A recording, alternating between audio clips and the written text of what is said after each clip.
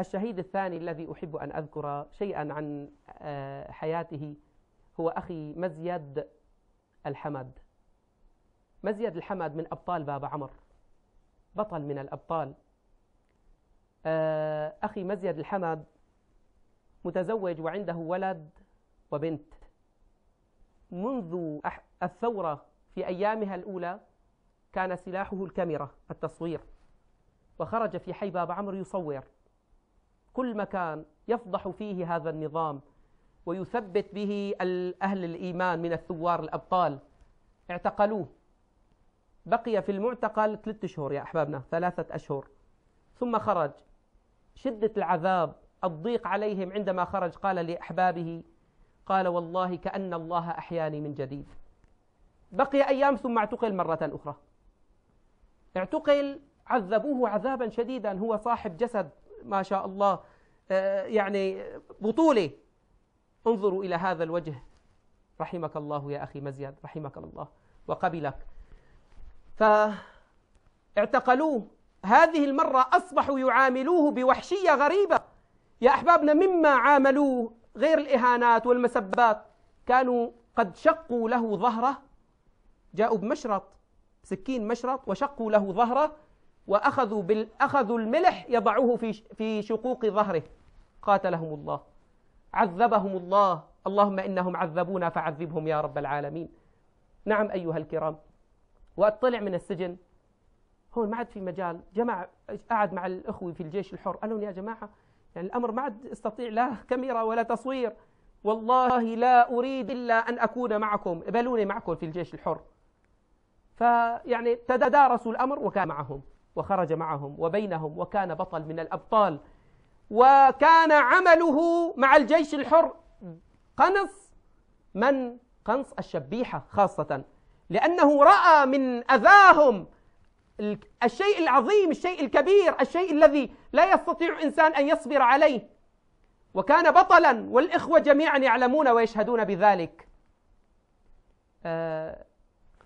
اليوم قبل الأخير، قبل أن ينال الشهادة، صلى صلاة العصر بالإخوة، هو صلى إماما بهم في الجيش الحر، والتفت إليهم بعد الصلاة، والله العظيم هذا نقل لي بالحرف الواحد.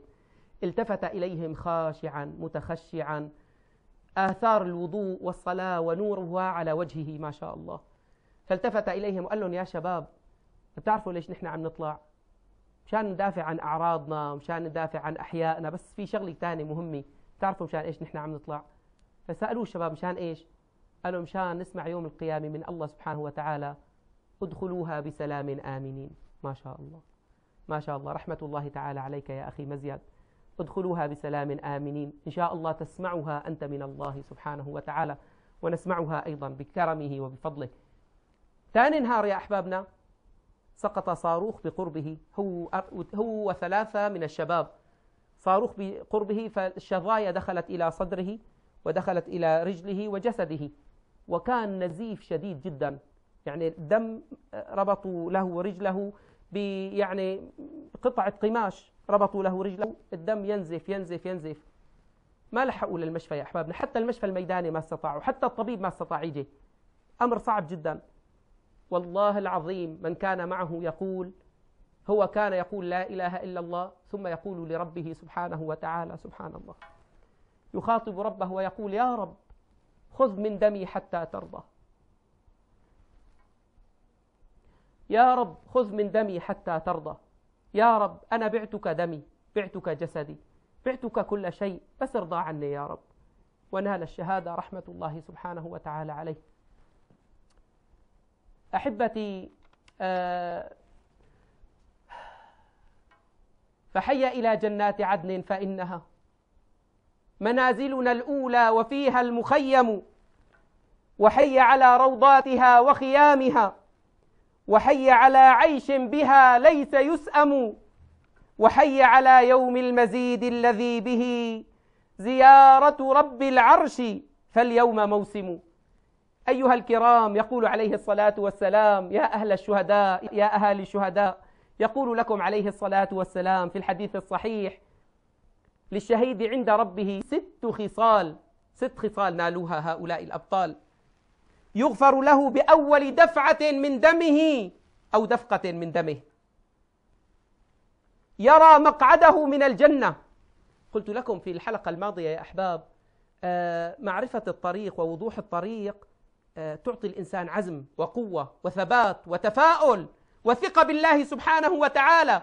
لذلك نرى في الشهداء، نرى في هؤلاء الأبطال أنه لا يتردد أبدا، والله العظيم كأنما كشف له عن الجنة، كأنما أصبح يرى الجنة بعينه بروحه.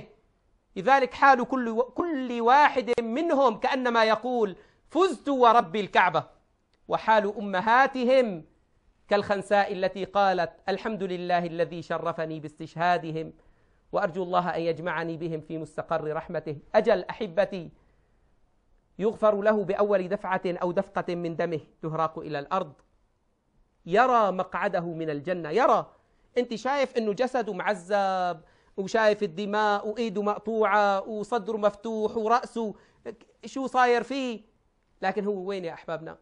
هذا جسد طيني، الجسد طين ويعود إلى الطين، لكن الروح أين هي؟